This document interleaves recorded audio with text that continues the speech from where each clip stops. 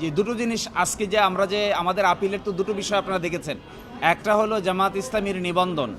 আমরা আশা করি 1 জুন ইনশাল্লাহ বাংলাদেশ আমাদের উচ্চ আদালত এরকম অবজারভেশন দিবেন যে অবজারভেশনের কারণে বাংলাদেশের নির্বাচন কমিশন জামাত ইসলামীর দাঁড়িপাল্লা প্রতীকও বরাদ্দ দিবেন, এটা আমরা প্রত্যাশা করি ইনশাআল্লাহ।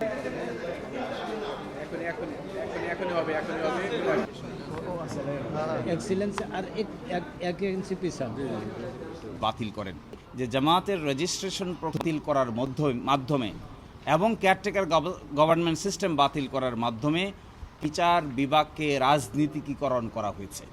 এবং আজকে যে জামাত ইসলামীর নিবন্ধন মামলা শুনানি হচ্ছে, যারা এই নিবন্ধন মামলাতে আগামী 1 জুন ইনশাল্লাহ জামাত ইসলামী তার নিবন্ধন ফেরত পাবে এবং একই সাথে বাংলাদেশের রাজনীতিতে জামাত ইসলামী নতুন 12/12/2016 তারিখে একটা রেজলিউশন আছে। এই রেজলিউশনের কারণে ইলেকশন কমিশন একটি পদক্ষেপ নিয়েছে। আমরা আদালতকে আজকে একটি ডাইরেকশন চেয়েছি আদালতের কাছে যে এই বিষয়টি প্রতীক তো আর উচ্চ আদালত বরাদ্দ করতে পারে না, প্রতীক বরাদ্দ করার ক্ষমতা হলো ইলেকশন কমিশনের।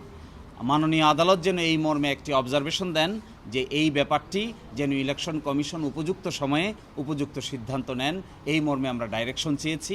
আমরা আশা করি পূর্ণাঙ্গ রায়ে এই মর্মে ডাইরেকশনও উচ্চ আদালত কর্তৃক দেওয়া হবে।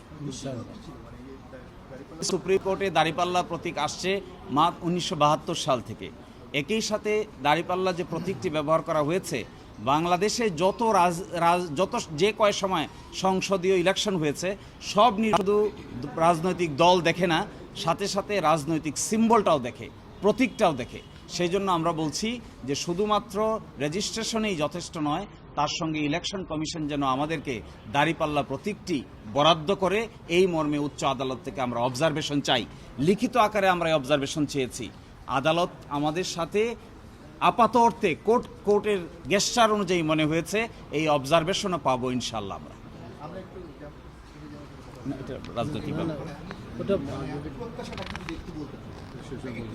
এটা রাজনৈতিকভাবে বলবেন, রাজনৈতিক যখন না পরে জানাবো।